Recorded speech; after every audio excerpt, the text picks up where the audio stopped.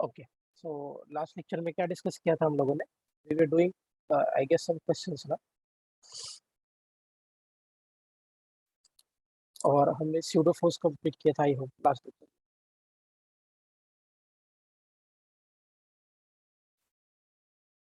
Yes और no?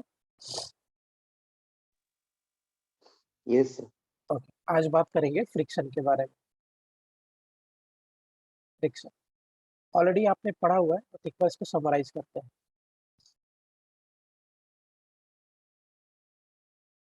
Friction, okay, friction क्या है?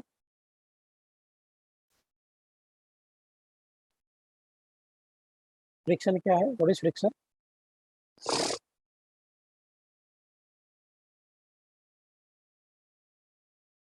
हाँ, फ्रिक्शन को कैसे डिफाइन करेंगे? क्या होता है friction actually? Very good, Force that opposes relative motion. Super. So friction का सिंपल सा मतलब है, friction is a force, actually it's electromagnetic force which will oppose motion. हाँ, करेक्ट में विच। सो फ्रिक्शन क्या है? It is a electromagnetic force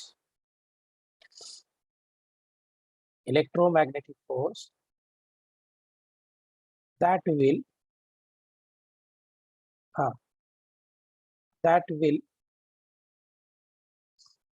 oppose motion को oppose करेगा या रिलेटिव मोशन को अपोज करेगा? Relative motion. Relative motion. That will oppose relative motion. So friction can oppose motion or can support also. So friction motion को oppose भी कर सकता है, support भी कर सकता है। मोशन के बारे में हमें क्लैरिटी नहीं, but friction her bar relative motion को अपोज करेगा, ये तो फॉर श्योर है। ठीक है, सो फ्रिक्शन बेसिकली एक इलेक्ट्रोमैग्नेटिक फोर्स है, और ये फ्रिक्शन इलेक्ट्रोमैग्नेटिक फोर्स है, और ये रिलेटिव मोशन को हर बार अपोज करता है। Magnetic and electrostatic forces are also electromagnetic. हाँ, यस करेक्ट। अच्छा, मुझे एक बात बताइए, it is electromagnetic force that will oppose relative motion. Friction लगने के पीछे का रीजन क्या है? Why do friction act? Why do friction act? Because of contact between two हाँ, objects. सो ऑब्वियसली ये कांटेक्ट फोर्स है कि नॉन कांटेक्ट फोर्स?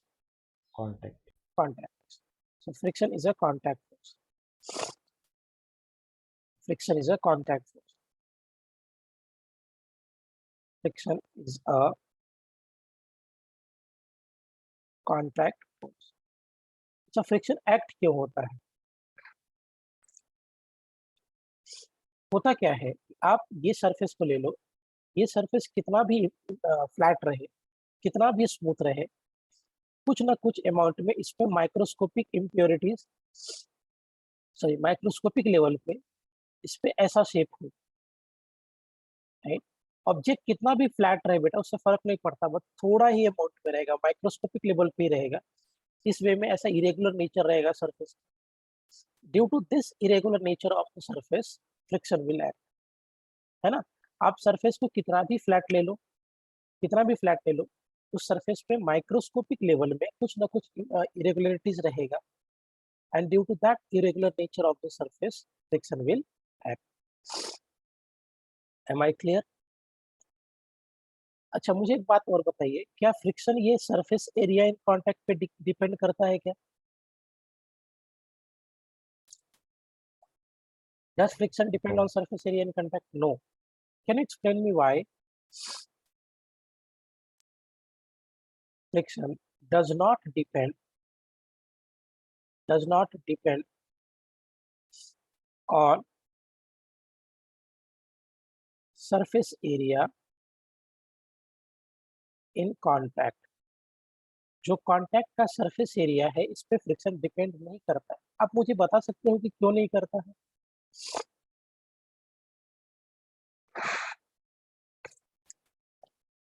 देखो, होता क्या है, समझना ये बात। नहीं बेटा, सेल्फ एडजस्टिंग तो स्टैटिक फ्रिक्शन होता है। ऑब्वियस ही बात है कि सरफेस एरिया बढ़ने की वजह से फ्रिक्शन बढ़ना चाहिए था, ऑब्वियसली इतने एरिया में फ्रिक्शन लग रहा है और एक इतने एरिया में फ्रिक्शन लग रहा है, सेकेंड केस में फ्रिक्शन ज्यादा होना चाहिए था compare to first case, right? So due to increase in surface area friction ज्यादा होना चाहिए थे, तो फैक्ट है। लेकिन होता क्या है कि सरफेस एरिया बढ़ने की वजह से प्रेशर घट जाता है, राइट? तो एक केस में प्रेशर अगर सरफेस एरिया कम है तो प्रेशर ज्यादा है, और अगर सरफेस एरिया ज्यादा है तो प्रेशर कम है। मुझे बताओ कि फ्रिक्शन किस में ज्यादा लगेगा, प्रेशर कम वाले केस में कि प्रेशर ज्यादा वाले केस में? प्रेशर ज्यादा वाला। ऑब्वियस सी बात है, अगर सरफेस एरिया कम है, इसका मतलब जिसका सरफेस एरिया कम है उसका प्रेशर ज्यादा है, जिसका सरफेस एरिया ज्यादा है उसका प्रेशर कम है। तो increased surface area is compensated by decreased pressure, and therefore we can conclude from here that friction does not depend on surface area in contact. समझ में आ गया? एक्चुअली सरफेस एरिया बढ़ने की वजह से फ्रिक्शन को बढ़ना चाहिए था, लेकिन बढ़ता नहीं। क्यों नहीं बढ़ता है? क्योंकि जितना सरफेस एरिया बढ़ेगा उसके अकॉर्डिंगली प्रेशर कम हो जाएगा। तो सरफेस एरिया बढ़ने की वजह से फ्रिक्शन जो उतना बढ़ता, प्रेशर घटने की वजह से फ्रिक्शन उतना ही कम हो जाएगा, and therefore we can conclude that friction is independent of surface area in contact. Am I clear? समझा सबको ये पॉइंट? Yes sir. मैं एक बार रिपीट करता हूँ दोबारा से। सरफेस एरिया बढ़ने की वजह से फ्रिक्शन को बढ़ना चाहिए था, लेकिन होता क्या है कि सरफेस एरिया बढ़ने की वजह से प्रेशर कम जाता है। तो इंक्रीज सरफेस एरिया की वजह से जितना फ्रिक्शन बढ़ता, डिक्रीज प्रेशर की वजह से उतना ही फ्रिक्शन कम हो जाएगा, and therefore we can conclude that friction is independent of surface area in contact. Am I clear properly? समझ गया सबको पॉइंट ये?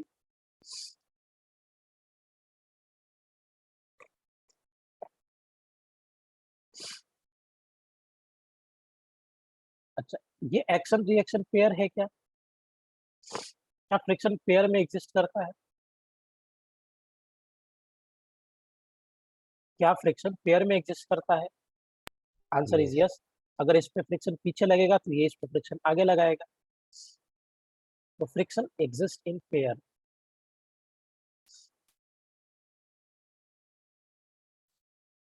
इन pair. Am I clear? Yes. अब चलो देखो जरा, इस पे थोड़ा बात करते हैं। मान लो आपके पास एक सरफेस है, राइट? ये सरफेस है। फ्रिक्शन को बेसिकली अभी के लिए हम 3 कैटेगरीज में डिवाइड करेंगे।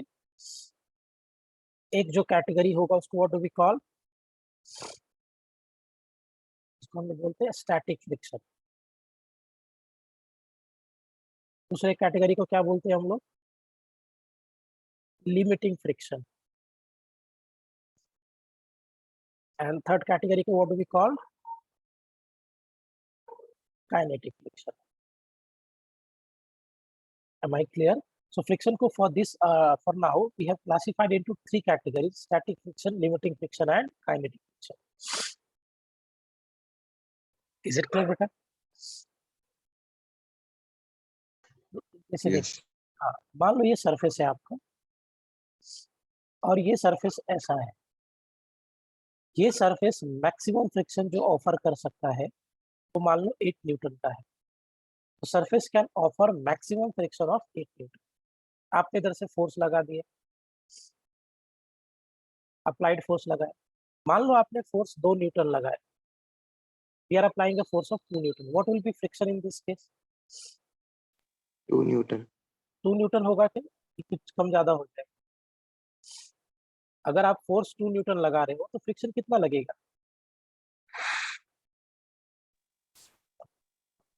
पहले मुझे एक बात बताइए, अगर मैं फोर्स 2 न्यूटन लगा रहा हूँ तो क्या ये ऑब्जेक्ट मूव करेगा कि रेस्ट में ही रहेगा? रेस्ट। रेस्ट। Rest. ऑब्वियस सी बात है, इसमें फ्रिक्शन पीछे लगेगा। अगर ये ऑब्जेक्ट रेस्ट में है तो इस पर नेट फोर्स क्या होना चाहिए? 0। 0, which is applied force minus friction. 0 हो गया इसका, applied force minus friction means कि friction is equal to applied force, यानी फ्रिक्शन भी कितना लगेगा? क्या 2 न्यूटन लगेगा? सो अगर आप Yes. फोर्स, हाँ, अगर आप फोर्स 2 न्यूटन का लगा रहे हो तो फ्रिक्शन भी आपको कितना मिल रहा है? 2 न्यूटन। मान लो आपने फोर्स लगा दिया है 4 न्यूटन, अब कितना फ्रिक्शन होगा? 4 Newton. 4 if I again go by the same logic, तो 4 न्यूटन। मान लो मैंने फ्रिक्शन अभी लगा दिया है 6 न्यूटन का, सॉरी 6 न्यूटन का लगा दिया, फ्रिक्शन कितना लगेगा? 6. 6 न्यूटन। आप देख रहे हैं जैसे जैसे आप फोर्स को चेंज बढ़ाते जा रहे हैं, क्या फ्रिक्शन अकॉर्डिंगली बढ़ता जा रहा है? अगर हम फोर्स को बढ़ाते जा रहे हैं तो क्या अकॉर्डिंगली फ्रिक्शन बढ़ता जा रहा Yes. है? हाँ? अच्छा मुझे इन बताओ, इन सभी केसेस में क्या ऑब्जेक्ट मूव कर रहा है कि रेस्ट में है? रेस्ट में। कौन सा फ्रिक्शन लगेगा, स्टैटिक लगेगा या काइनेमेटिक? काइनेटिक फ्रिक्शन लगेगा। Static. Static. Since body is at rest, therefore kinetic friction will act. अच्छा, can we conclude from here, क्या हम यहाँ से कंक्लूड कर सकते हैं कि जो मेरा, सॉरी काइनेटिक फ्रिक्शन लिख दिया, therefore static friction will act. Static friction will act. अच्छा, can we conclude from here कि static friction is self adjusting friction? क्या स्टैटिक फ्रिक्शन सेल्फ एडजस्टिंग होता है नेचर में? यस। तो जी आप जितना फोर्स बढ़ाते जाओगे फ्रिक्शन भी उतना ही बढ़ता जाएगा। So we can say that static friction is self-adjusting friction. और स्टैटिक फ्रिक्शन का वैल्यू कितना होता है बेटा मैग्नीट्यूड वाइज? स्टैटिक फ्रिक्शन का वैल्यू क्या होता है magnitude wise? Less than 1. Mu n.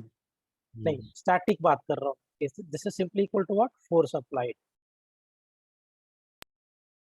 हाँ ये ना, जितना आप फोर्स लगाओगे क्या, वेरी गुड,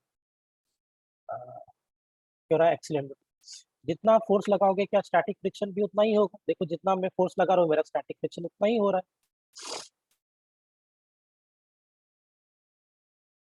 हाँ या ना?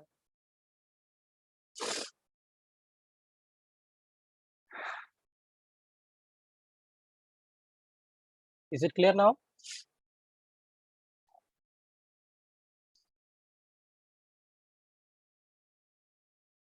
ओके गुड कबीर, बाकी सबको क्लियर है यहाँ तक पॉइंट? Yes sir. ओके, अब मुझे एक बात बताइए, if I am applying a force of 8 Newton, if I am applying a force of 8 Newton, अभी क्या होगा? अगर मैं 8 न्यूटन का फोर्स लगाता हूँ अभी क्या होगा? क्या ऑब्जेक्ट मूव करेगा कि object will be on the verge of motion? On the verge of obvious सी बात है, अभी भी ऑब्जेक्ट मूव नहीं करेगा, object will be on verge of motion. So कौन सा फ्रिक्शन लगेगा अभी? Limiting friction. लिमिटिंग फ्रिक्शन, हाँ, limiting friction is actually the maximum value of static friction, है ना? सो यहाँ पे जो आपका लिमिटिंग फ्रिक्शन होता है, this is directly proportional to normal reaction. So we found that limiting friction, FL stands for limiting friction, और ये जो लिमिटिंग फ्रिक्शन होगा this is directly proportional to what? Normal reaction. अगर आप साइन ऑफ प्रोपोर्शनलिटी हटाओगे तो क्या add करेंगे? जैसे इस केस में देखिए आप, mg नीचे लग रहा है ना, Mu. हाँ, और नॉर्मल रिएक्शन इधर लग रहा है, this is my normal reaction. तो आपका जो लिमिटिंग फ्रिक्शन होता है this is directly proportional to normal reaction. अगर हम साइन ऑफ प्रोपोर्शनलिटी रिमूव करेंगे बेटा तो क्या मुझे कांस्टेंट ऐड करना पड़ेगा? हाँ, very good. So limiting friction is equal to mu L into normal reaction. ये म्यू एल को क्या बोलते हैं? What is this mu L here? Coefficient of friction. Coefficient of limiting. Correct. This is called coefficient of limiting friction. And for gravitational force, the constant of proportionality is capital G. नहीं, that is not being used here, वो separate force है Siddharth. That is gravitation. Mu L into normal dx. What is this mu L?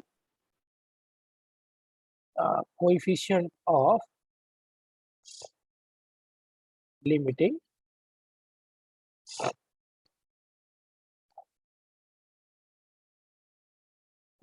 friction. Good, very good. अच्छा, what is the unit for this coefficient of limiting friction?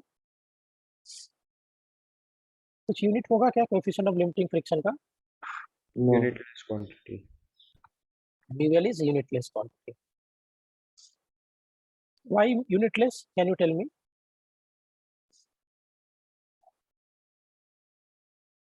बोलिए सोच के, unitless क्यों है mu L?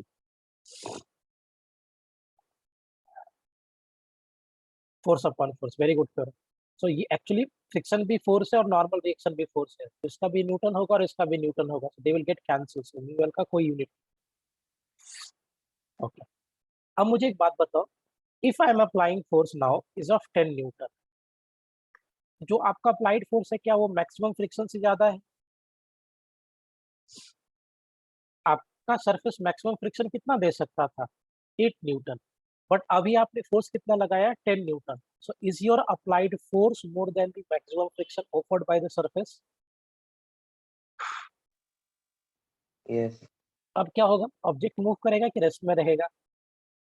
Move करे. Move करें. हाँ, object will move. अगर ऑब्जेक्ट मूव करेगा तो कौन सा फ्रिक्शन लगेगा अभी? स्टैटिक लिमिटिंग की kinetic? Kinetic. Kinetic friction will act. Very good. नाम से क्लियर है, काइनेटिक फ्रिक्शन विल एक्ट. ये काइनेटिक फ्रिक्शन कांस्टेंट होता है, अनलाइक स्टैटिक ये एडजस्ट नहीं करता है. So kinetic friction is constant. Kinetic friction is constant. Getting the point properly? समझ गया था? अच्छा, एक्सपेरिमेंट के बेसिस पे क्या देखा गया कि काइनेटिक फ्रिक्शन जो होगा this is also directly proportional to normal reaction. Just like limiting friction, kinetic friction भी नॉर्मल रिएक्शन के डायरेक्टली प्रोपोर्शनल होता है. अब मुझे एक बात बताइए, अगर मैं साइन ऑफ प्रोपोर्शनलिटी हटाऊंगा यहाँ पे भी तो क्या ऐड करना पड़ेगा मुझे? Constant. So what do we have? Kinetic friction is the equal to mu k into normal reaction. Where mu k stands for what?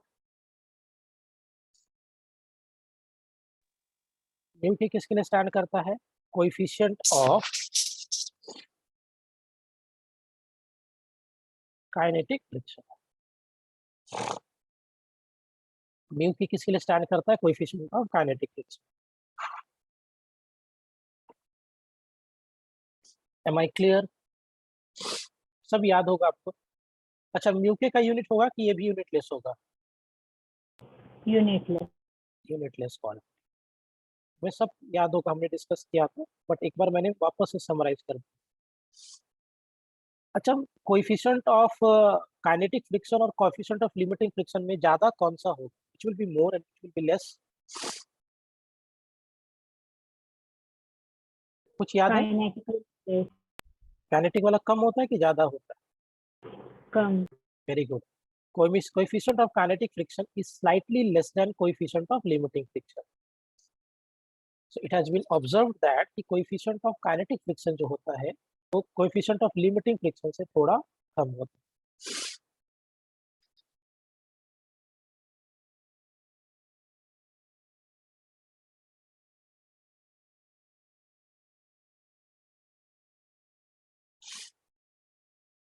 Am I clear? Yes, sir. और इसका ग्राफ बना लेते हैं फोर्स और friction.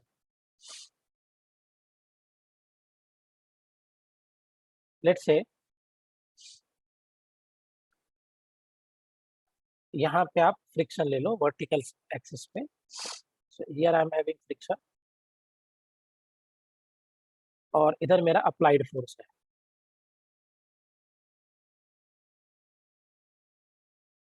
Applied force है, क्या होगा? जैसे जैसे आप फोर्स बढ़ाओगे क्या होगा? क्या फ्रिक्शन बढ़ता जाएगा? As we increase the force friction will also increase, self adjust करेगा और मैक्सिमम पहुंचेगा। मैक्सिमम कहाँ तक पहुंचेगा? मैक्सिमम कहाँ तक पहुंचेगा? वो लिमिटिंग तक। Limiting. हाँ, इसके बाद फ्रिक्शन थोड़ा सा कम हो जाएगा, और फ्रिक्शन थोड़ा सा कम होने के बाद फिर से फ्रिक्शन क्या हो जाएगा? Am I clear? सो ये कौन सा फ्रिक्शन है? ये कौन सा फ्रिक्शन है? Is it static friction? देखो खुद को एडजस्ट कर रहा है, जैसे जैसे आप फोर्स बढ़ाते जा रहे हो अकॉर्डिंगली फ्रिक्शन बढ़ता जा रहा है, बढ़ता जा रहा है, और बढ़ते बढ़ते फ्रिक्शन मैक्सिमम पहुंचा है। इस पॉइंट को क्या बोलेंगे आप? Limiting friction. Limiting friction. Limiting friction. So basically limiting friction is the maximum value of static friction. Static friction के मैक्सिमम वैल्यू को ही हम लिमिटिंग फ्रिक्शन कहते हैं। तो आप जैसे जैसे फोर्स बढ़ाते जा रहे हो, फ्रिक्शन इंक्रीज हो रहा है, इंक्रीज हो रहा है, इंक्रीज हो रहा है, इंक्रीज होते होते friction reach the maximum value. The maximum value of static friction is called limiting. इसके बाद क्या होगा? ये कौन सा फ्रिक्शन है? ये कौन सा फ्रिक्शन है? काइनेटिक। Kinetic friction.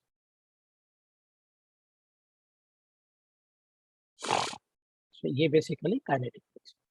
दिख रहा है काइनेटिक फ्रिक्शन कांस्टेंट है, आप कितना भी फोर्स बढ़ाते जा रहे हो kinetic friction will not change, it will always remain constant.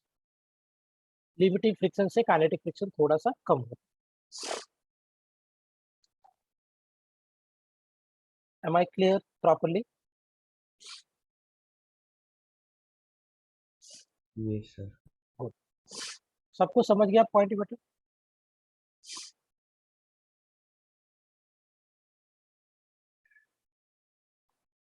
Numerical करते समय मैक्सिमम टाइम पे आपको लिमिटिंग काइनेटिक सेम दे देगा, बट कभी कभी अलग भी रह सकता है।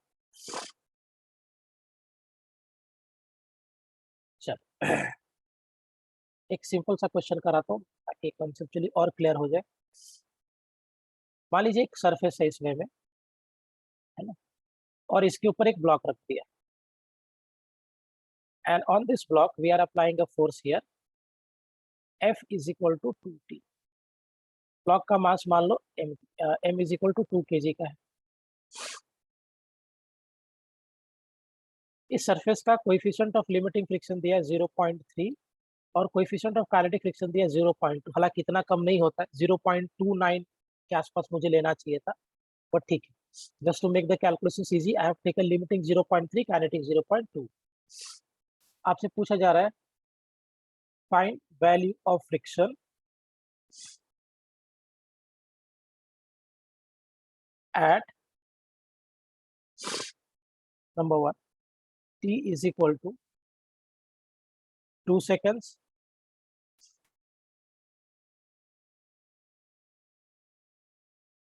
so at T is equal to 1 second, number 2, T is equal to 2 seconds, number 3, T is equal to 3 seconds, and number 4, T is equal to 4 seconds. चलिए करिए, get the values of friction।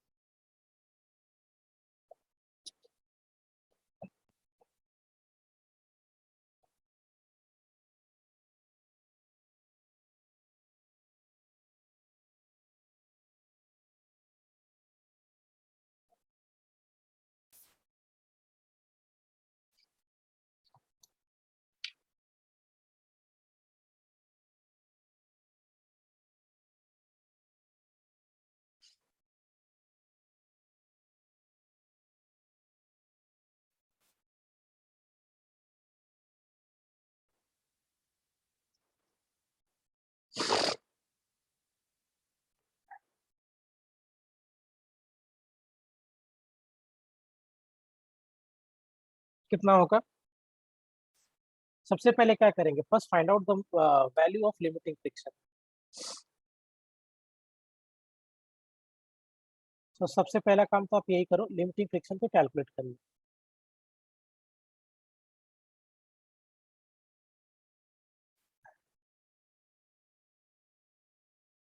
Obvious सी बात है, friction पीछे लगेगा। 6 Newton आ रहा है बेटा, लेट्स सी। और क्या लगेगा इस पे नीचे? mg, और ऊपर क्या लगेगा? Normal reaction.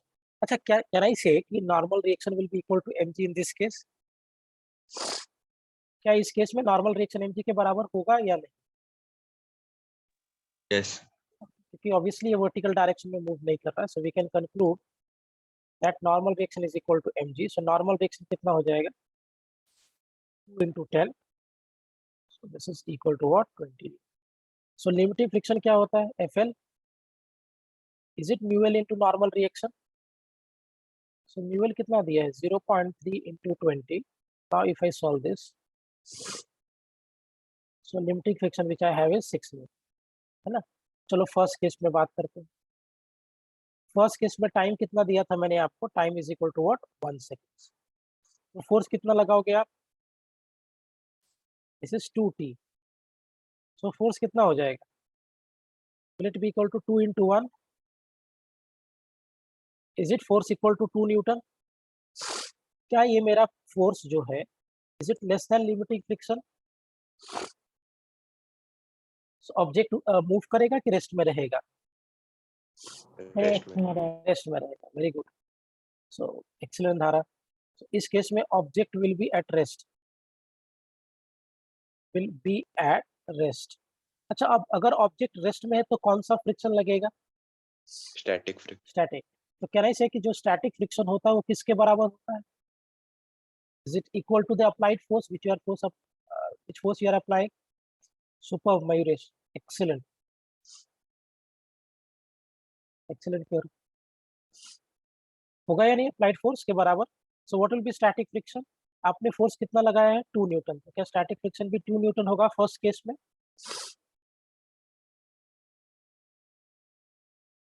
हाँ, फर्स्ट केस में क्या स्टैटिक फ्रिक्शन भी 2 न्यूटन का होगा? Yes, sir. Okay. चलो सेकंड केस में बात करते हैं। When t is equal to 2 seconds, so t किसके बराबर है? So what will be the force applied here? Twice into t। Force कितना हो जाएगा? 2 into 2। Will my force equal to 4 newton? क्या मेरा अप्लाइड फोर्स अभी भी स्टैटिक लिमिटिंग फ्रिक्शन से कम है? अगर आप 2 सेकंड पे भी बात करोगे, so limiting friction you are having 4 newton, आपने फोर्स सिर्फ 4 न्यूटन लगाया है। Is your applied force less than the value of limiting friction? Object क्या करेगा अभी? मूव करेगा कि रेस्ट में ही रहेगा?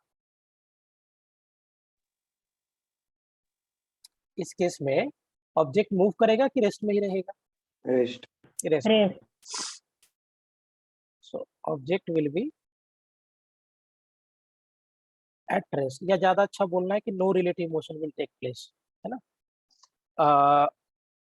कौन सा फ्रिक्शन लगेगा इस केस में? स्टैटिक। Static. स्टैटिक फ्रिक्शन लगेगा। सो यहाँ पे स्टैटिक फ्रिक्शन लगेगा। और स्टैटिक फ्रिक्शन किसके बराबर हो जाता है? The force which we are applying. यहाँ पे मैंने कितना फोर्स लगाया? 4 न्यूटन का।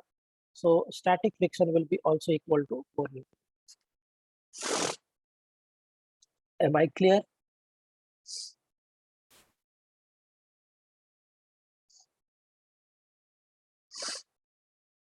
पहला और second part of the question समझ में आ गया? First and second part of the question. Yes, sir. Third section में चलते, third time. At what time I have asked you, I guess 3 second पे पूछा। हाँ, 3 seconds. So what will be the force at 3 second? Force कितना हो जाएगा? Is it 2 into 3?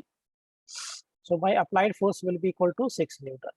क्या मेरा अप्लाइड फोर्स अब लिमिटिंग फ्रिक्शन के बराबर है? ऑब्जेक्ट क्या करेगा? विल इट मूव कि it will be on the verge of motion? Verge of motion. है ना? Motion. So object will be on verge of motion. So obvious ही बात है, यहाँ पे तो लिमिटिंग फ्रिक्शन लगेगा which is equal to 6। Fourth case में कब पूछा है आपसे? At t is equal to 4 second. कितना फोर्स लगेगा? Twice of T. So what will be my force? Is it 2 into 4, which means कि force will be equal to what? 8 newton. क्या आपका फोर्स अभी जो अप्लाइड फोर्स है वो limiting friction से कम है या ज्यादा है? ज्यादा. ज्यादा है. सो जो आपने फोर्स लगाया है that is more than limiting friction. तो क्या होगा? What will happen now? Object will move कि रेस्ट में रहेगा? Move. ऑब्वियस सी बात है, इस केस में object will move.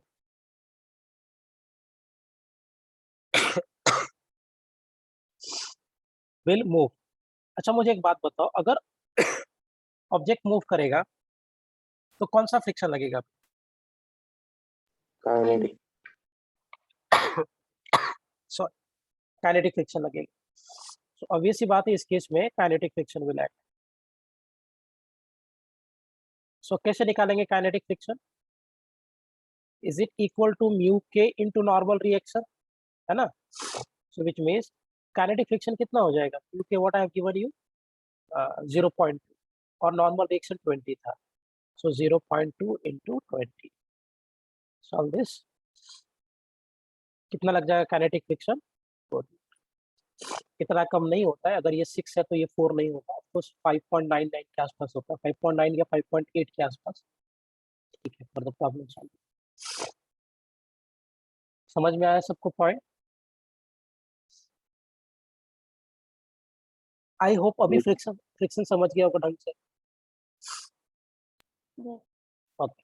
So actually friction को हमने 3 सेक्शन में क्लासिफाई किया था: static, kinetic and limiting. Static will act when there is no relative motion, और स्टैटिक फ्रिक्शन उतना ही होगा जितना आपने फोर्स लगाया है. The maximum value of static friction is called limiting friction. वहां पे भी ऑब्जेक्ट मूव नहीं करेगा, it will be on the verge of motion, relative motion. और अगर आपका applied force static limiting friction से ज्यादा हो गया, in that case the object will move. और अगर ऑब्जेक्ट मूव करेगा तो काइनेटिक फ्रिक्शन लगेगा, और काइनेटिक फ्रिक्शन का वैल्यू कांस्टेंट होगा. Fine. That is limiting friction 0.6 Newton. नहीं बेटा, 0.6 नहीं, 6 है ना लिमिटिंग फ्रिक्शन. 6 है. 0.3 into 20. सो एक पॉइंट हटा दोगे तो ये एलिमिनेट हो जाएगा. 3 to 4 6 Newton. Is it clear Kabir? Yes, sir. Okay, चलो नेक्स्ट बात करते हैं. मान लो ऐसा कोई इंक्लाइंड सरफेस है ना? so there is an inclined surface like this. so ऐसा कोई एक इंक्लाइंड सरफेस है, and the angle of inclination that is here is theta, और इसके ऊपर एक ब्लॉक रख दिया है mkg. Coefficient of friction mu दिया है. लिमिटिंग काइनेटिक दोनों सेम ले, म्यू के बराबर. सो क्या लगेगा friction?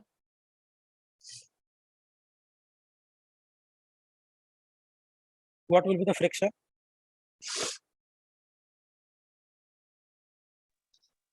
Mu mg cos theta. Mu mg cos theta. Very good. कैसे लगे करेंगे हम लोग इसको डिस्कस. क्या इस पे नीचे mg लग जाएगा, मास times gravity, end of course इस पे इधर क्या लगेगा? Normal reaction. मुझे किसका कंपोनेंट तोड़ना चाहिए? नॉर्मल का कंपोनेंट तोड़ दूं कि mg का कंपोनेंट तोड़ दूं? कंपोनेंट किसका तोड़े? नॉर्मल का कंपोनेंट तोड़े कि mg का कंपोनेंट तोड़े? mg mg. वाई mg का बेटा? mg का ही क्यों तोड़ेंगे? along motion and perpendicular to motion. Excellent, याद है आपको. Very good. कंपोनेंट हम कहीं भी तोड़ सकते हैं, बट जनरली मेरा जब हम न्यूमेरिकल सॉल्व करेंगे तो हम फोर्सेस को along the motion and perpendicular to the motion ही तोड़ेंगे. हमारे लिए इजी होता है काम करना. अब ये पहले से ही परपेंडिकुलर है, इसको तोड़ के क्या फायदा? फ्रिक्शन अगर आप देखोगे तो ये नीचे सरकेगा, फ्रिक्शन इधर लगेगा, तो फ्रिक्शन पहले से ही अलोंग द मोशन यानी ऑपोजिट टू द मोशन, तो उसको भी तोड़ के कुछ फायदा नहीं. सिर्फ बचा एक ही फोर्स विच इज mg, जिसको तोड़ना पड़ेगा मुझे. ठीक है. सो अगर ये ध्यान रखना ये बात को, आप कंपोनेंट किधर भी तोड़ सकते हो, उसमें कोई बात नहीं. बट द थिंग इज कि आप वही कंपोनेंट तोड़ो जो आपके पर्पस को सॉल्व करता है. तो हम कंपोनेंट को कहाँ तोड़ेंगे? Along the motion and perpendicular to the motion. ये ऑलरेडी पहले से ही परपेंडिकुलर है, इसको तोड़ के क्या फायदा? ये along the motion पहले से ही, इसको भी तोड़ के कोई फायदा नहीं, सिर्फ एक mg ही वो फोर्स है जो किसी और एंगल पे लग रहा है, इसको ही तोड़ेंगे। Now see this angle is theta, this is 90, तो ये मेरा 90 माइनस थीटा हो गया, तो ये एंगल वापस से क्या हो जाएगा, थीटा, है ना। सो what will be the component of mg along this line, इस लाइन की तरफ mg का कंपोनेंट कितना होगा, हाँ, is it mg cos theta, और इधर की तरफ mg का कंपोनेंट क्या होगा, mg sin थीटा।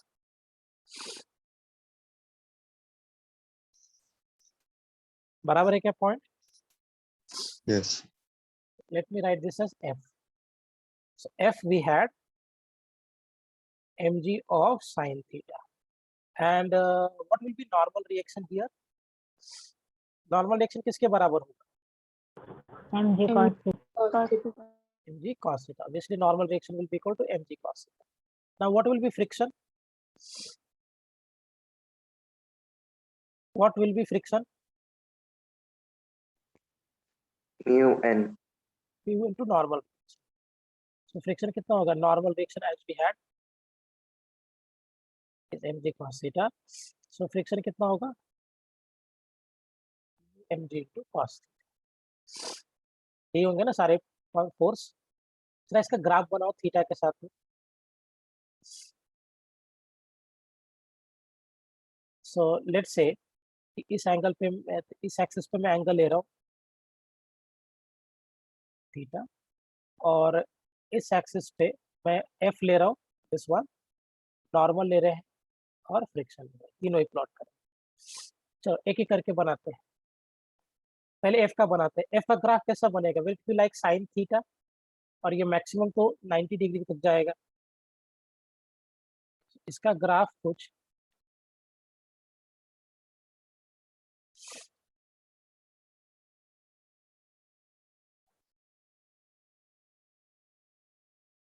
ऐसा होगा, π/2 तक साइन 90 का वैल्यू 1 होता है और मैक्सिमम वैल्यू क्या हो जाएगा,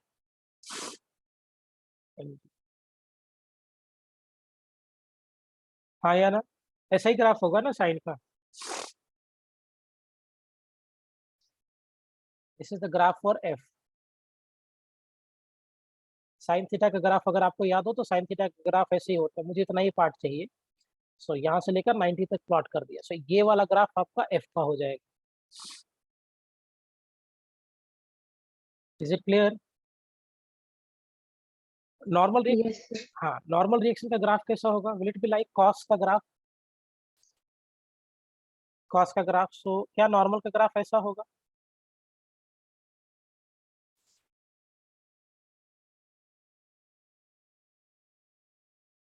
क्या ये नॉर्मल का ग्राफ होगा? अब देखो, जब थीटा आपका 0 है, cos 0 का value 1, so normal reaction will be equal to mg। Theta 0 होगा तो नॉर्मल रिएक्शन mg के बराबर होगा। जब थीटा 90 होगा, cos 90 gives us 0, so normal reaction will B 0। देखिए, और वैसे भी अगर आपको याद हो तो cos का ग्राफ यही होता है। मुझे इतना ही पार्ट चाहिए, still 90 degree. Am I clear? अगर आप फ्रिक्शन का बनाओगे तो उसका भी ग्राफ कॉस के जैसा होगा, लेकिन ये म्यू mg होगा maximum. So mu is of course less than 1, friction ऐसा होगा।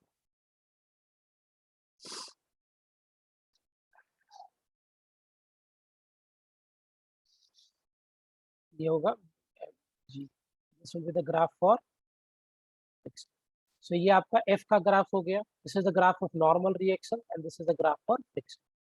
जब थीटा आपका 0 है तो friction cos 0 will give us 1 which is mu mg friction. 90 होगा तो cos 90 is 0, so friction will B 0।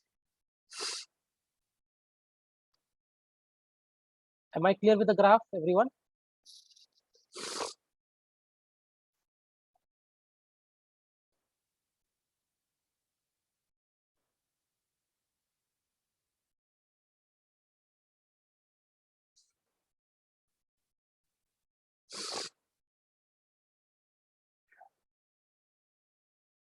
Am I clear, everyone? Yes. Yes, sir. Yes, sir. समझ में आ गया ना ढंग से कैसे कैसे किया हमने? ग्राफिकली समझ में आया सबको पॉइंट ये? Yes, sir.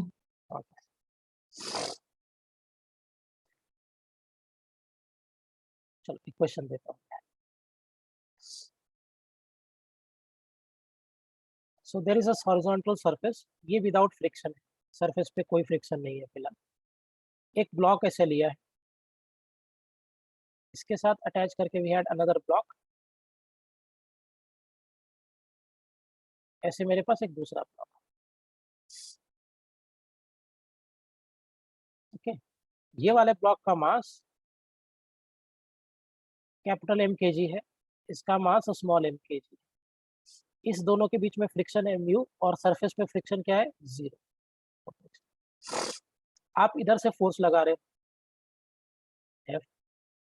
So, आपसे क्वेश्चन में क्या पूछा गया है? Find minimum value of horizontal force required, find minimum value of horizontal force such that small mkg block will not slip on capital mkg block।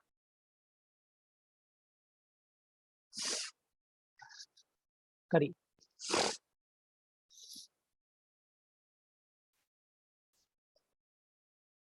समझ में आ गया क्वेश्चन? आपको कितना मिनिमम फोर्स ये लगाना पड़ेगा ताकि ये वाला ब्लॉक इस वाले ब्लॉक पे स्लिप ना करे?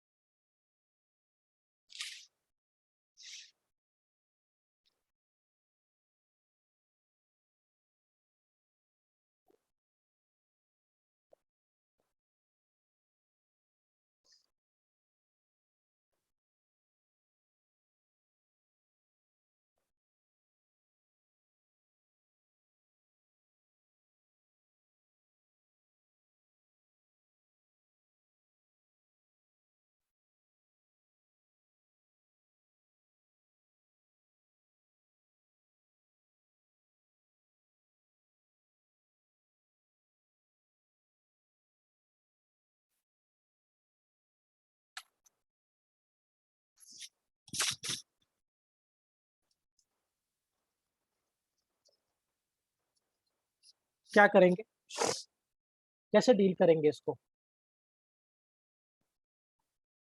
आपने कितना फोर्स लगाया है हॉरिजॉन्टल डायरेक्शन में? पूरे सिस्टम पे नेट फोर्स क्या है? So net force on system in horizontal direction कितना होगा?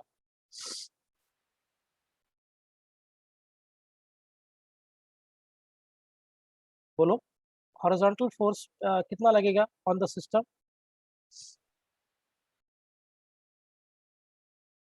हाँ, क्या कोई फ्रिक्शन लग रहा है कि नीचे वाले सरफेस पे? सो नेट फोर्स सिर्फ किसके बराबर होगा? Will it be equal to F only? पूरे सिस्टम पे अगर हम बात करें तो हॉरिजॉन्टल डायरेक्शन में क्या नेट फोर्स आपका एफ ही लग रहा है? This is equal to mass into acceleration. What is the total mass of the system? System का टोटल मास कितना हो जाएगा? Will it be equal to capital M plus small m into acceleration is equal to force. Acceleration कितना हो जाएगा? Is equal to F by capital M plus of small M metre per second square. क्या यही मेरा acceleration होगा?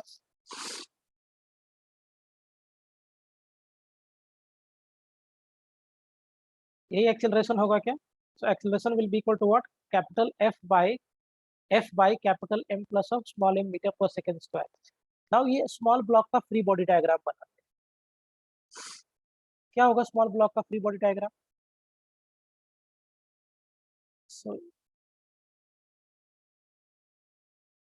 So let's concentrate on this small block। क्या होगा बेटा स्मॉल ब्लॉक का free body diagram? FPD of mkg, small mkg। क्या इसका वेट लगेगा नीचे? बोलो सब लोग, क्या वेट नीचे लगेगा? Yes, Yes, sir. sir. Yes. और क्या लगेगा? ये वाला जो बड़ा वाला ब्लॉक था, क्या इसके ऊपर नॉर्मल रिएक्शन लगाएगा इस डायरेक्शन में? Yes. Yes, Yes. sir. और इस पे क्या लगेगा? और फ्रिक्शन एक्ट होगा पीछे। अच्छा, Yeah. अगर मैं ऑब्जर्वर बन के इसी फ्रेम पे बैठ जाऊं, बड़े वाले ब्लॉक पे बैठ जाऊं as a observer, so am I in inertial frame की नॉन इनर्शियल फ्रेम? Non-inertial. अगर मैं ऑब्जर्वर होके बड़े वाले ब्लॉक पे बैठ जाता हूँ, तो मैं कौन से फ्रेम में हूँ? इनर्शियल फ्रेम में हूँ कि नॉन इनर्शियल फ्रेम में? Non Non-inertial. Inertial frame. अगर हम नॉन इनर्शियल फ्रेम में है, तो क्या with respect to this observer, क्या mkg वाले ब्लॉक पे एक फोर्स लगेगा which is pseudo force? Yes. Yes. किस डायरेक्शन में? टुवर्ड्स राइट कि towards left? Left. Left, Left. क्योंकि ऑब्वियसली ये इधर एक्सेलरेट कर रहेगा, फोर्स इधर लग रहा है, तो सिस्टम का एक्सेलरेशन ये डायरेक्शन में होगा, इस पे एक स्यूडो फोर्स लगेगा इधर की तरफ, ma।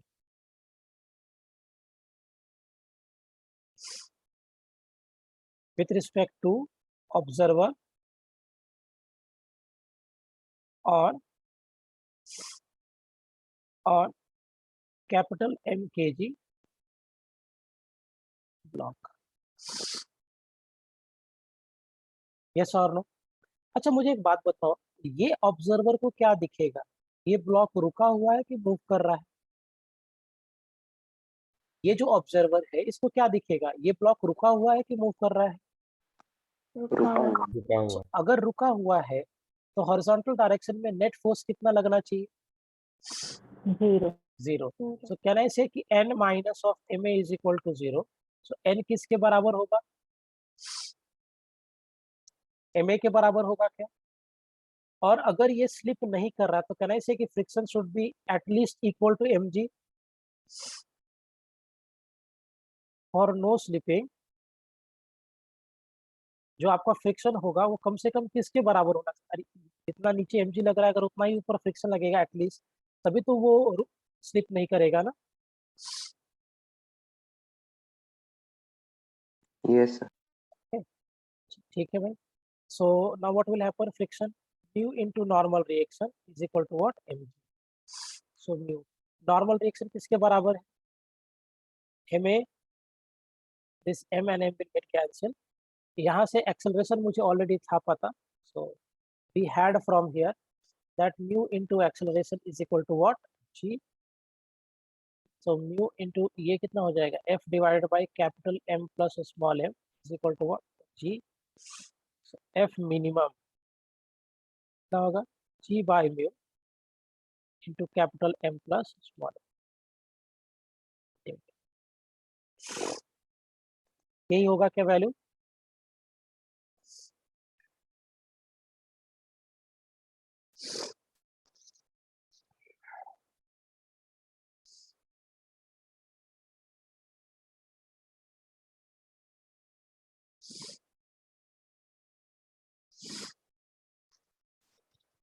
Is it clear properly?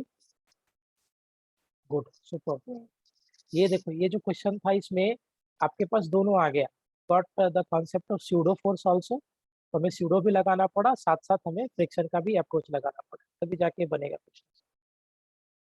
या one second, so the previous line.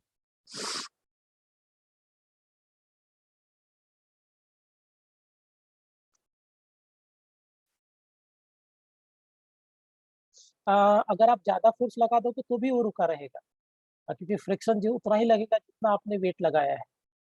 सो अगर मेरा ये फ्रिक्शन का वैल्यू mg से बड़ा होगा तो that will come in the static zone. तो ये फ्रिक्शन जितना ज्यादा रहेगा उतना ज्यादा आप एक्सेलरेशन और बढ़ा सकते हो, है ना। तो फ्रिक्शन ज्यादा रहने के बाद भी वो स्लिपिंग नहीं होगा, क्योंकि फ्रिक्शन ज्यादा है लेकिन आपको तो सिर्फ mg चाहिए ना, तो स्लिप करेगा, वो स्टैटिक जोन में चला जाएगा।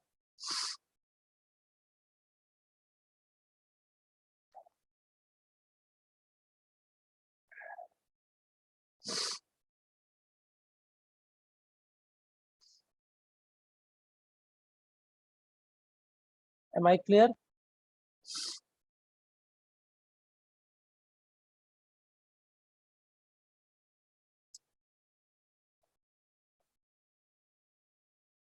अच्छा, so I was saying that if we apply more force than desired force. अच्छा, आप ज्यादा फोर्स लगा रहे हो कंपेयर टू डिजायर्ड फोर्स, तो क्या होगा? सोच के बोलो। हाँ सर, बड़े ब्लॉक का वो सरफेस वो 90 डिग्री है ना सर, हाँ, तो फिर वो ऊपर भी नहीं जा सकता ना। कौन सा सरफेस? ये बड़े वाले ब्लॉक का, हाँ, ये वाला। अच्छा, हाँ वर्टिकल सरफेस। हाँ, तो तो वो ज्यादा ऊपर की तरफ स्लिप नहीं हो सकता ना। क्यों नहीं हो सकता? अगर हम बहुत ज्यादा बढ़ा देंगे, क्योंकि आप देखो, अगर आप एक्सेलरेशन बहुत ज्यादा बढ़ा दोगे और फ्रिक्शन कितना होगा? फ्रिक्शन क्या होता है? फ्रिक्शन इस केस में कितना लगेगा? Is it mu into normal reaction? Friction कितना लग रहा है? Mu into normal reaction. और फ्रिक्शन कितना हो गया? Mu into M into A. क्या यही होगा फ्रिक्शन आपका? हाँ sir. Right, mu into M. आप क्या बोल रहे हो कि अगर आप फोर्स बढ़ा दोगे, तो ऑब्वियस सी बात है, अगर आप फोर्स बढ़ा दोगे, F mu M F divided by M plus of M, ये हो जाएगा ना बेटा फ्रिक्शन, क्योंकि एक्सेलरेशन मेरा ये था। हाँ ठीक है, अब मुझे आप खुद बताइए कि मेरा म्यू इनटू, सो अगर आप एफ बढ़ाओगे तो आपके अकॉर्डिंगली क्या होगा? फ्रिक्शन बढ़ेगा। हाँ अगर हम एफ बढ़ाएंगे तो फ्रिक्शन बढ़ेगा। हाँ। हाँ, लेकिन मुझे बताओ, अगर फ्रिक्शन बढ़ भी रहा है, क्या फ्रिक्शन बहुत ज्यादा बड़ा बड़ा हो जाएगा?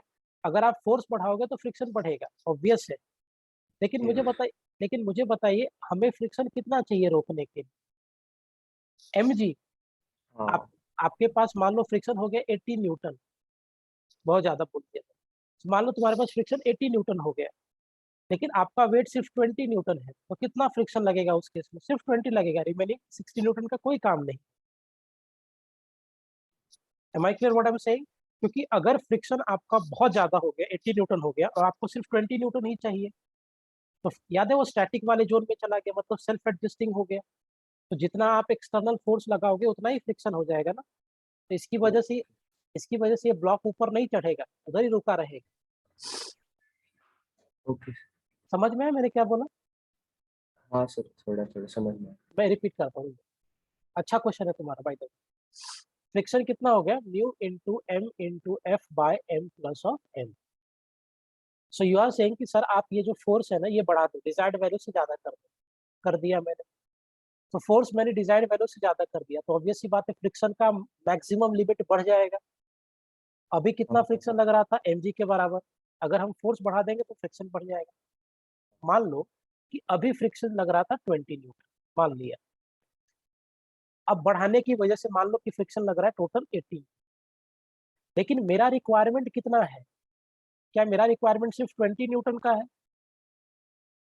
हाँ तो जितना आप एक्सटर्नल फोर्स लगाओगे, क्या फ्रिक्शन भी उतना ही लगेगा? स्टैटिक वाले जोन में चला गया।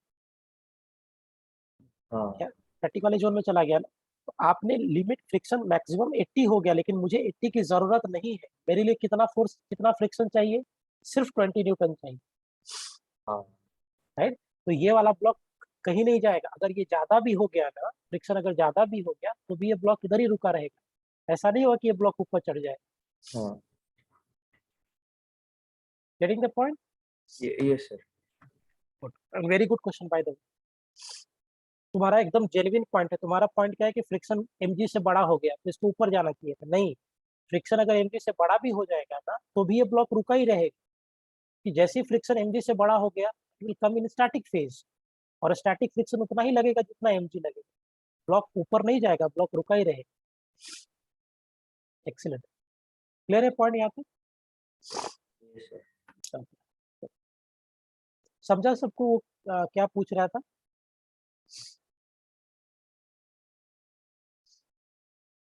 Is it clear to everyone? Yes, sir.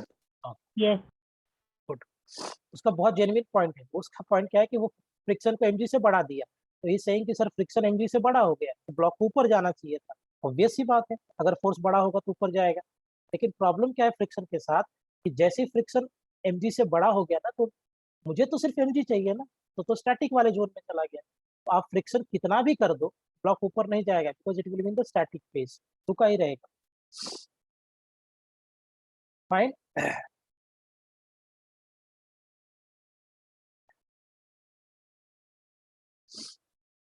Clear? चलो मैं स्क्रीन शेयर करता हूँ। Go for this question. ये वाला करिए।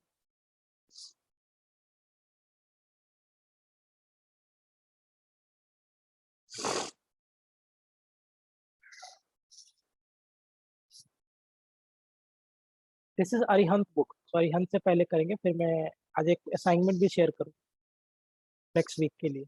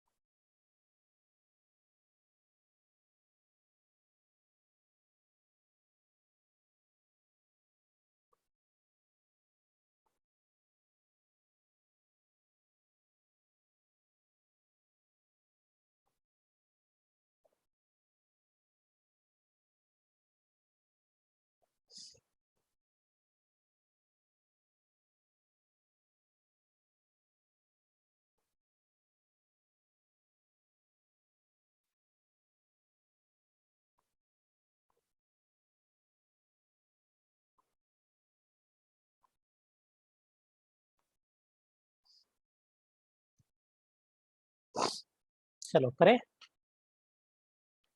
क्वेश्चन में क्या कह रहा है? 2 blocks A and B of mass 2 kg and 4 kg are placed one over the other as shown. A time varying horizontal force F is equal to 2T is applied on the upper block as shown in figure. T is in second and F is in Newton. Draw the graph showing the acceleration of A and B on y-axis and time on x-axis. Coefficient of friction between block A and B is equal to 1/2 and horizontal surface over which B is placed is smooth.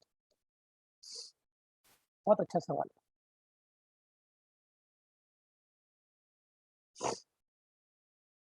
So basically, there we have a horizontal surface. इसके ऊपर हमने एक block इधर place किया and then we have kept another block. ऐसे 2 blocks place कर। ऊपर वाले ब्लॉक पे we are applying a force. कितना लगा रहा है? F is equal to 2T. यहाँ पे कोएफिशिएंट ऑफ फ्रिक्शन दिया है 1/2 which is equal to 0.5. यहाँ पे कोएफिशिएंट ऑफ फ्रिक्शन क्या है? 0। ये है ना बेटा। ऊपर वाले ब्लॉक का मास दिया है ऑलरेडी हमें, कितना दिया है? 2 kg। नीचे वाले ब्लॉक का भी मास दिया है हमें 4 kg। आपको ग्राफ बनाना है एक्सेलरेशन ऑफ ए और एक्सेलरेशन ऑफ बी का। तो जरा फ्री बॉडी डायग्राम बनाए। Let's plot the free body diagram. So let me take this as A and this as B. तो सबसे पहले हम लोग ब्लॉक ए का फ्री बॉडी डायग्राम बना। क्या होगा बेटा? ब्लॉक ए पे क्या क्या फोर्सेस लगेंगे? क्या ब्लॉक ए पे 2T न्यूटन लगेगा आगे, जो ऑब्वियसली लग रहा है, और ब्लॉक ए पे फ्रिक्शन किधर लगेगा?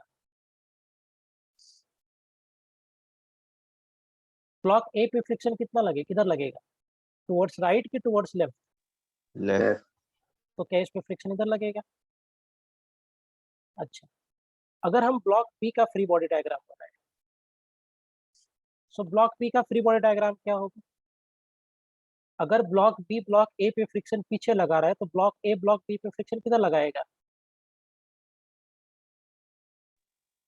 आगे लगाएगा क्या?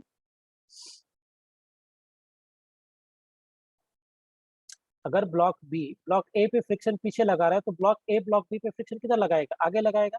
Yes.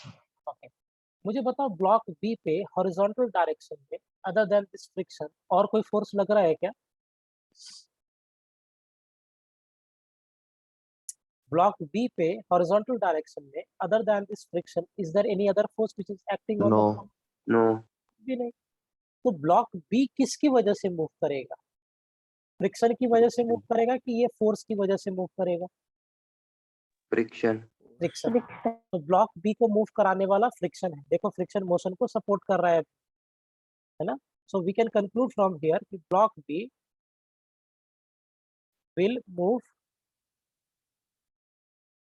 Due to friction. So block B सिर्फ फ्रिक्शन की वजह से मूव कर सकता है। अब फ्रिक्शन निकालने के लिए क्या करना पड़ेगा? ऑब्वियस सी बात, इस पे नॉर्मल रिएक्शन लगेगा और नीचे क्या होगा इधर? mg। So normal reaction will be equal to mg ना। इस ब्लॉक पे अगर आप देखोगे तो ऊपर लगेगा नॉर्मल रिएक्शन, नीचे लग गया mg and normal reaction will be of course equal to mg। So कितना होगा नॉर्मल रिएक्शन? 20। सो फ्रिक्शन कितना लगेगा? Is it mu into normal reaction? So friction कितना होगा? म्यू आपको ऑलरेडी दिया है मैंने, 0.5 into 10। If I solve this, friction कितना लगा? Is it 10 Newton? This is the maximum friction. This is the friction which can act 10 Newton. हाँ या ना? Yes sir. Yes. अब मुझे बताइए, तो B का मैक्सिमम पॉसिबल एक्सेलरेशन क्या है? क्योंकि फ्रिक्शन हर बार 10 न्यूटन लगेगा ऐसा कोई जरूरी नहीं है, तो इस फोर्स पर डिपेंड करेगा। अगर फोर्स 10 से कम है तो फ्रिक्शन भी 10 से कम हो जाएगा, क्योंकि स्टैटिक में चला गया। So what is the maximum friction of B? Sorry, maximum acceleration of B क्या होगा?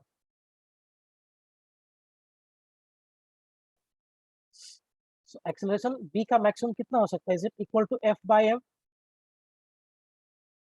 और मैक्सिमम फ्रिक्शन आपने कितना लगाया? 10 न्यूटन और इसका मास है 4 kg का। सो एक्सेलरेशन मैक्सिमम B का क्या हो सकता है? 5/2। Is it equal to 2.5 metre per second square? हाँ या ना? Yes sir. इसका मतलब B कैन हैव या B will have maximum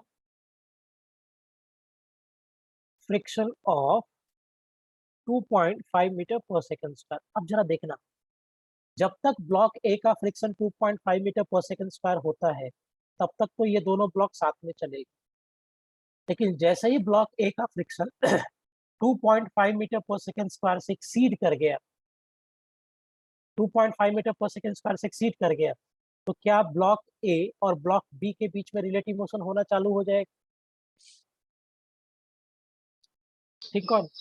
think on this. Block B का मैक्सिमम पॉसिबल एक्सेलरेशन जो है वो 2.5 metre per second square, that we have already calculated, है ना? बी का maximum acceleration till 2.5 metre per second square, block A and block B will move together, दोनों block साथ में चलेंगे till 2.5 metre per second square. अब जैसे ही acceleration ए का 2.5 मीटर पर सेकेंड स्क्वायर को एक्सीड कर जाएगा, ब्लॉक ए और ब्लॉक बी में रिलेटिव मोशन हो जाएगा, क्योंकि बी मैक्सिमम 2.5 ही दे सकता है, इससे ज्यादा बी के पास एक्सेलरेशन हो ही नहीं सकता, है ना? ब्लॉक बी के पास मैक्सिमम एक्सेलरेशन जो हो सकता है वो 2.5 मीटर पर सेकेंड स्क्वायर, इससे ज्यादा इसके पास होना पॉसिबल नहीं। ब्लॉक ए के बारे में बात करोगे तो ब्लॉक ए का एक्सेलरेशन बढ़ सकता है 2.5 से, क्योंकि ये फोर्स जो है वो टाइम पे वेरी कर रहा है। तो जब तक ब्लॉक ए का acceleration 2.5 metre per second square है तब तक तो ये दोनों साथ में चलेगा, लेकिन जैसे ही ब्लॉक ए का acceleration 2.5 metre per second square को एक्सीड कर गया, ब्लॉक ए और ब्लॉक बी के बीच में रिलेटिव मोशन हो जाएगा। Am I clear now? समझ में आया point what I am saying? Yes. Okay, now which means कि अगर हम ग्राफ बनाए दोनों के बीच में, इट्स अ गुड क्वेश्चन बेटा, वो एंड वेरी गुड कॉन्सेप्ट। मैं एक ब्लॉक नहीं, आगे चल के 2-3 ब्लॉक रखूंगा, ब्लॉक ऑन ब्लॉक। तो सबसे पहले आपको क्या करना है, जिसपे फोर्स नहीं लग रहा है उसका मैक्सिमम एक्सेलरेशन निकाल दो। तो फोर्स यहाँ पे ए पे लग रहा था, तो मैंने बी का पहले मैक्सिमम एक्सेलरेशन निकाल दिया। So block B can have the maximum acceleration of 2.5 metre per second square. B के पास ये मैक्सिमम हो सकता है। जब तक ए का acceleration 2.5 metre per second square होता है तब तक तो दोनों ब्लॉक साथ में चलेगा। लेकिन जैसे ही एक acceleration 2.5 metre per second square को एक्सीड कर जाएगा, block A will start moving on block B, क्योंकि B 2.5 metre per second square से ज्यादा नहीं हो सकता। सो अगर इसका हम ग्राफ बनाए टाइम के साथ,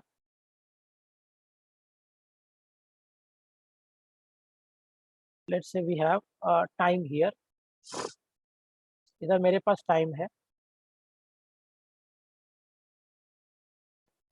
एक्सेलरेशन ऑफ ए, और इधर हो गया एक्सेलरेशन ऑफ बी। कैसा ग्राफ बनेगा? एक्सेलरेशन ऑफ ए और एक्सेलरेशन ऑफ बी दोनों सेम होगा। कब तक सेम होगा बेटा? जब तक आपका एक्सेलरेशन कितना हो जाए? 2.5. हाँ, इसके बाद क्या होगा? क्या बी का एक्सेलरेशन यहाँ पे आने के बाद कांस्टेंट रह जाएगा? क्योंकि बी का acceleration 2.5 metre per second square से ज्यादा नहीं हो सकता, तो क्या बी का एक्सेलरेशन ऐसा रह जाएगा? लेकिन ए का एक्सेलरेशन अभी बढ़ेगा, तो ए का acceleration will keep on increasing. So this will be my acceleration of A. हाँ या ना?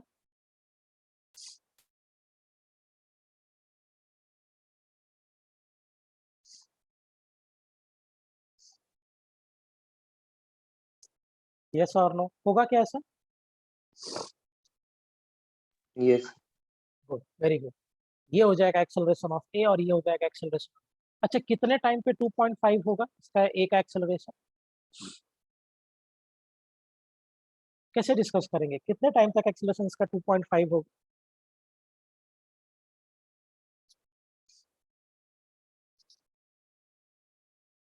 What will be the time for the acceleration to be 2.5? अगर आप ब्लॉक ए को देखो, सो ब्लॉक ए का नेट फोर्स कितना है? 2 Newton. नहीं नहीं नहीं, net force on block A 2T. 2T कैसे होगा? ब्लॉक ए पे नेट फोर्स कितना है? Is it acting here 2T, और पीछे क्या लग रहा है? Friction. Friction. So block A Yes, का sir. Net F minus of F होगा ना? So mass into acceleration is equal to F we had 2T minus of friction 10, the maximum 2.5 second. Good Kabir. 2.5 second होगा बेटा कि कुछ और होगा? देखो, नाउ ब्लॉक ए का mass we had 2 kg, acceleration आपको दिया है 2.5, सो 2 into 2.5 2T minus of 10, so this will be equal to what? 5 plus 10 15 is equal to 2T। कितना हो जाएगा सॉल्व करने के बाद? सो क्या मेरा जो टाइम मिला मुझे वहां से, is it equal to 7.5 seconds? हाँ, गुड। सो ये जो आपका टाइम होगा वो कितना होगा? 7.5 सेकेंड। तो हमें पता चल रहा है कि टिल 7.5 सेकेंड, 7.5 सेकेंड तक दोनों ब्लॉक साथ में चलेगा, and after 7.5 seconds that there will be relative motion between two blocks.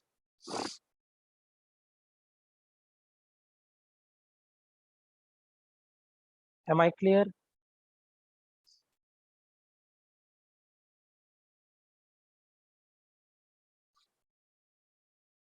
So we can write it till 7.5 second, both block, good, perfect. Both blocks will move together.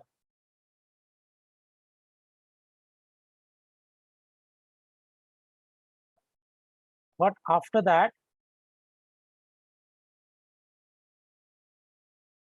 block A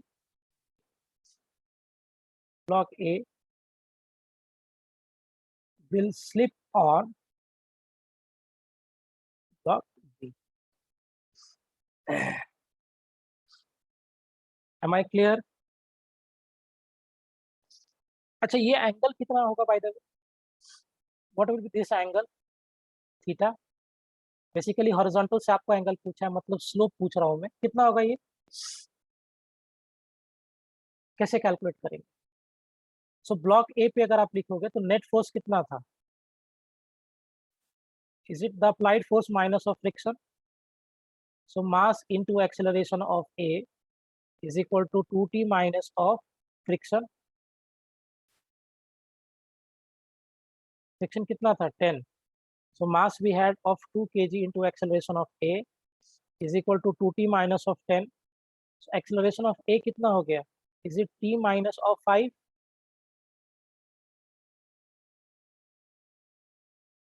हाँ या ना, is it t minus of 5? Yes. अच्छा याद है कुछ, ये y is equal to mx plus c, किसका equation है ये, किसका इक्वेशन है? लो Slow. हाँ, इस इक्वेशन ऑफ स्ट्रेट लाइन, ये हो रहा है एक्सीलेंट बेटा, this is equation of straight line, so y को we can compare with acceleration of a, x को टाइम के साथ, और इंटरसेप्ट आपका -5 होगा, इसके पहले कुछ भी नहीं है, मतलब 1 है, तो स्लोप 1 हो जाएगा, so m is equal to 1, m आपका tan थीटा होता है, अगर याद हो तो 1 के बराबर हो जाएगा, मतलब थीटा कितना फॉर्म होगा इस केस में 45 5/4. pi by 4, so this angle will be 45 degree or pi by,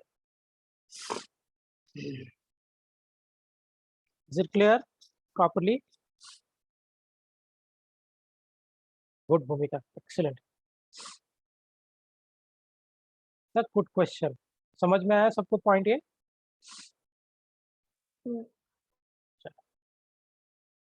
बहुत अच्छा सवाल है, अभी हमने 2 ब्लॉक से स्टार्ट किया, मैं बाद में 3 ब्लॉक लूंगा, 4 ब्लॉक लेंगे, एडवांस में 3-3 4-4 ब्लॉक का ऐसा कॉन्सेप्ट आता है, right now we are dealing for 2 blocks. Done, clear है सबको ये पूरा graph and the concept?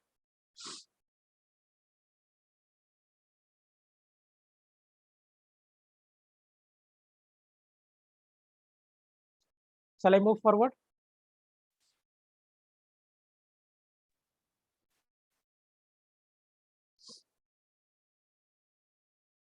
Okay, sure. I'll share the screen again. Then go for this question.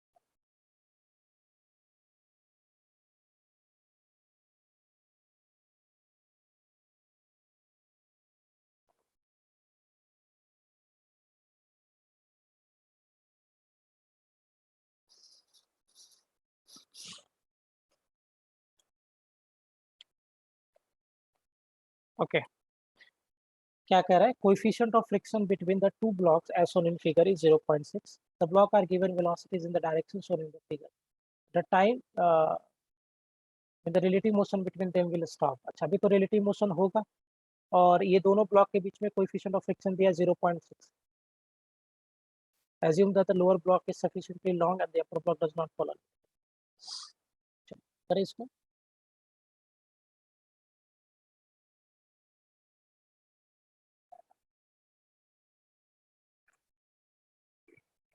let's work on this.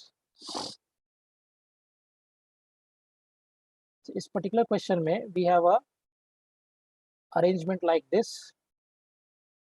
यहाँ पे मेरे पास एक लोअर ब्लॉक है, इसके ऊपर एक दूसरा ब्लॉक रखा हुआ है like this, and the lower block is given a velocity of 18 meter per second, और ये वाले ब्लॉक को वेलोसिटी दे दिया है हमने 3 meter per second, sorry, and the lower block is having mass of 1 kg, और ये वाले ब्लॉक का मास कितना दिया है 2 kg। ये स्मूथ सरफेस है, कोई फ्रिक्शन नहीं है, यहाँ पे फ्रिक्शन है 0.6, है ना, So, आपसे क्या पूछा गया फर्स्ट पार्ट में? What they are asking us to get, find time when the relative motion between them will stop.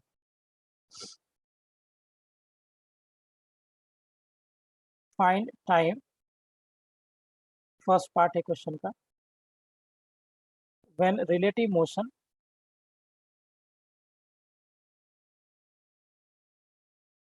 between them will stop. ये है ना क्वेश्चन में, find time when relative motion between them will stop. अभी relative motion होगा या नहीं दोनों के बीच में? Will there be relative motion between the blocks right now? Yes. Obviously होगा, क्योंकि ये इधर जा रहा है, ये इधर जा रहा है, तो दोनों अपोजिट डायरेक्शन में जा रहा है. अच्छा, रिलेटिव मोशन कब बंद हो जाएगा? रिलेटिव मोशन कब बंद होगा?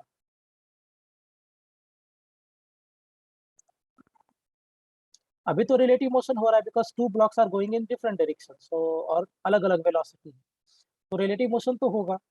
मेरा क्वेश्चन ये है कि दोनों ब्लॉक के बीच में रिलेटिव मोशन होना कब बंद होगा?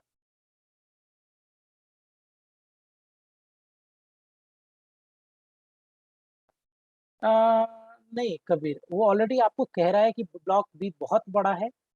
नोट में देखा, इसमें ऑलरेडी लिखा था, मैंने पढ़ा ना अभी क्वेश्चन कॉन्सेप्ट. देखो नोट में क्या कह रहा है वो already. Assume that lower block is sufficiently long and upper block does not fall on it. So lower block बहुत बड़ा है such that upper block इसमें नीचे नहीं गिर रहा है. समझ में आया कबीर? Okay. तो क्या होगा, रिलेटिव मोशन कब बंद होगा दोनों ब्लॉक के बीच में? मुझे खुद सोच के बताइए. अगर दोनों ब्लॉक का वेलोसिटी सेम हो जाए, मतलब सेम मैग्नीट्यूड सेम डायरेक्शन, तो क्या रिलेटिव मोशन बंद हो जाएगा दोनों के बीच में? Yes, sir. सिंपल सा फंडा है. रिलेटिव मोशन को मुझे बंद करना है तो ऐसा कोई जरूरी नहीं है. हाँ, वेरी गुड कार्तिक. ऐसा कोई जरूरी नहीं है कि दोनों को रुकना चाहिए, रुक भी सकता है, मैं डिनाई नहीं कर रहा हूँ. बट रिलेटिव मोशन बंद हो गया, इसका ये मतलब है कि both the blocks will have same velocity. I am saying velocity, speed नहीं. रिलेटिव मोशन तब बंद होगा जब दोनों ब्लॉक का वेलोसिटी सेम होगा, मतलब same magnitude and same directions. ठीक है. So relative motion will stop if two blocks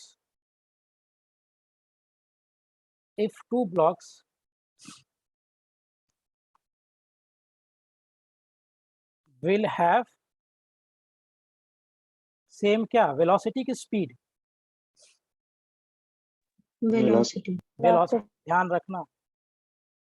speed same होने के बाद भी रिलेटिव हो सकता है अगर दोनों अपोजिट डायरेक्शन में जाएगा तो. लेकिन दोनों ब्लॉक के बीच में रिलेटिव मोशन होना तभी बंद होगा when the velocities of two blocks are same. Okay, पहले हम लोअर वाले ब्लॉक पे बात करते हैं. मुझे बताइए लोअर वाले ब्लॉक पे फ्रिक्शन किधर लगेगा? Towards right. Towards right. Very good. तो क्या लोअर वाले ब्लॉक पे फ्रिक्शन टुवर्ड्स राइट लगेगा? अच्छा, अगर हम अपर वाले ब्लॉक पे कंसंट्रेट करें तो किधर लगेगा friction? Towards left. Towards left. Obvious सी बात है, क्योंकि इसके रिस्पेक्ट में नीचे वाला ब्लॉक आगे जा रहा था, ज्यादा वेलोसिटी है, तो इस पे फ्रिक्शन इधर लग जाएगा और इस पे फ्रिक्शन इधर लग जाएगा.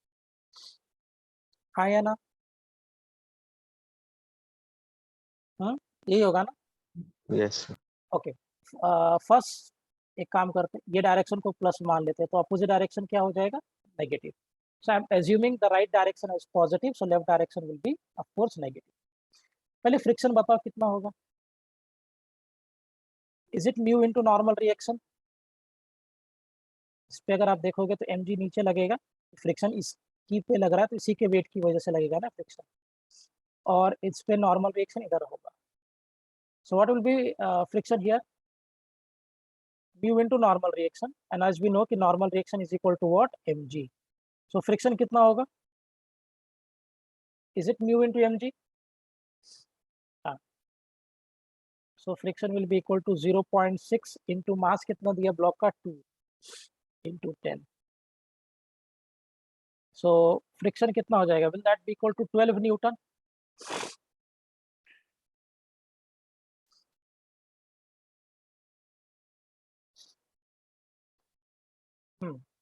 चलो पहले हम लोग ब्लॉक ए के बारे में चर्चा करते हैं। मजा आ रहा है कैलकुलेशंस करने में फ्रिक्शन का? हाँ Yes, sir. हाँ, Yes, sir. धीरे धीरे और प्रॉब्लम जब बढ़ेगा ना, जब आप खेलना चालू करोगे, अभी तक हम खेल नहीं रहे हैं, एक समय आएगा व्हेन विल स्टार्ट प्लेइंग, बहुत सारी चीजें लगा देंगे, फ्रिक्शन, स्यूडो, कंस्ट्रेंट, कुछ भी लगा के घुमा सकते हैं प्रॉब्लम्स को। मे बी नेक्स्ट वीक में करेंगे हम, ऐसा होगा। तो सबसे पहले ब्लॉक ए पे कॉन्सेंट्रेट करो। ब्लॉक ए पे बोलो हॉरिजॉन्टल डायरेक्शन में of course. So what is the net force on block A? Block ए पे नेट फोर्स कितना है देख के बोलिए।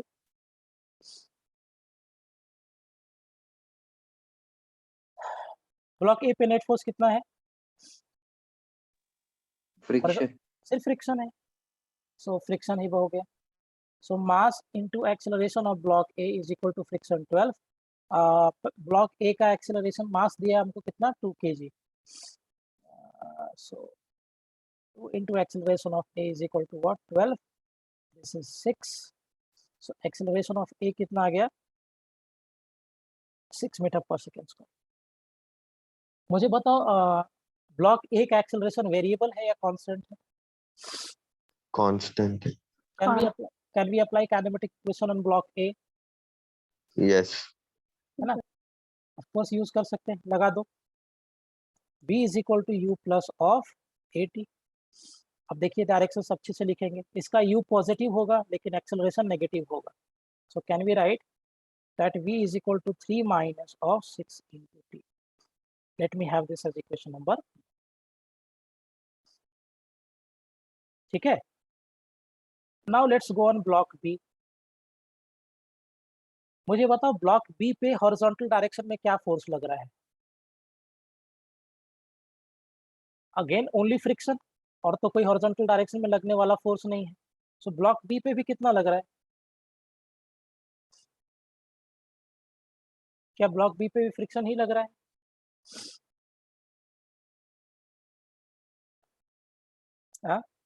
ब्लॉक बी पे हॉरिजॉन्टल डायरेक्शन में क्या लग रहा है? There is only one force which is friction. Except friction there is no other force in the horizontal direction. So can I say that mass into acceleration of block B is equal to friction कितना आ गया बेटा? 12। और block B का मास कितना दिया है आपको? 1 kg। So 1 into acceleration of b is equal to 12। that implies acceleration of b कितना हो जाएगा? will that be equal to 12 meter per second square? yes or no? Yes. अच्छा, b का भी जो एक्सेलरेशन है वो वेरिएबल है या constant? Constant. Can be again use the kinematic equations. हाँ, तो अगर हम यूज करेंगे so v is equal to u plus of at। अब लफड़ा क्या है? इसका u नेगेटिव है और एक्सेलरेशन पॉजिटिव, ध्यान रखना direction. So minus of 18 plus 12, ये इक्वेशन नंबर 2। अच्छा, फॉर नो स्लिपिंग क्या लॉजिक देखा था? इधर ये वेलोसिटी है कि स्पीड है? Velocity. वेलोसिटी। तो क्या रिजल्ट देखा था? For no slipping velocity should be Equal. Same या इक्वल वाले। सो फॉर दैट हम लोग क्या करेंगे? Comparing equation 1 and equation number 2। So 3 minus of 60 is minus of 18 plus of, this will come this side. So 3 plus of 18, 12 plus of 6. Is it equal to 18 into t? हाँ, कितना हो जाएगा? 11। 21 is equal to 18 into t। So t कितना हो जाएगा बेटा? Is it 21 by 18? 21, 18। So time कितना मिलेगा आपको? Is it equal to 7/6 seconds? Will I have this 7/6 second?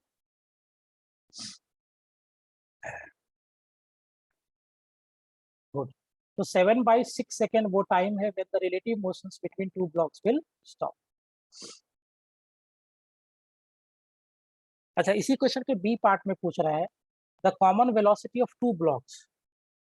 So B part of the same question में पूछ रहा है आपसे common velocity of two block कैसे निकालोगे? फाइंड कॉमन वेलोसिटी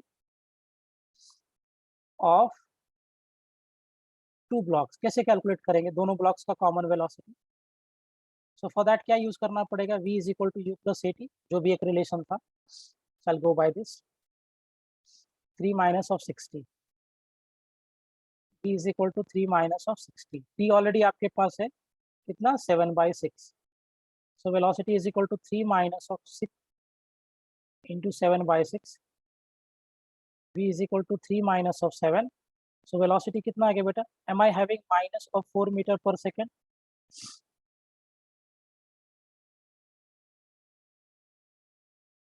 अच्छा, माइनस का मतलब किधर है? किस डायरेक्शन में जा रहा है? टुवर्ड्स राइट की टुवर्ड्स लेफ्ट? Left. लेफ्ट, है ना? ये आपका B part. So their common velocity will be minus of 4 meter per second, implies कि they are going going towards left. Good. अच्छा, आपसे फिर क्वेश्चन के सी पार्ट में डिस्प्लेसमेंट पूछा है दोनों का, ब्लॉक ए का और ब्लॉक बी. क्या करना पड़ेगा? So kinematics. S is equal to ut plus half at star लगाना. But if it was circular, then it will be theta is equal to omega naught t plus half alpha t square. But it is not. Siddhant, that will be applied when it is for circular, but right now we are dealing with a linear motion. Of course हम लोग linear वाला kinematics लगाएंगे. Is it clear everyone? सबको समझा बेटा friction का ये सारे कॉन्सेप्ट्स?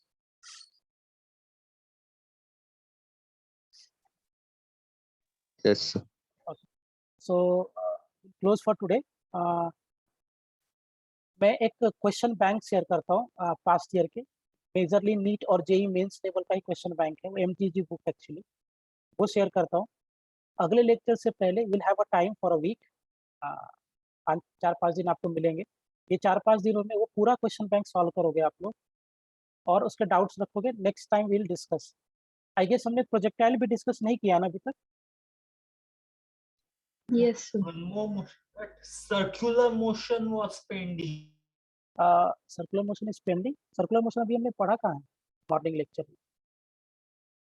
सो कमिंग वीक में प्रोजेक्टाइल डिस्कस करेंगे, क्वेश्चन बैंक और न्यूटन्स लॉ के क्वेश्चन बैंक डिस्कस करेंगे, है ना? सो अगले लेक्चर से पहले solve all the questions of projectile and Newton's law. Is it clear? Okay, sir.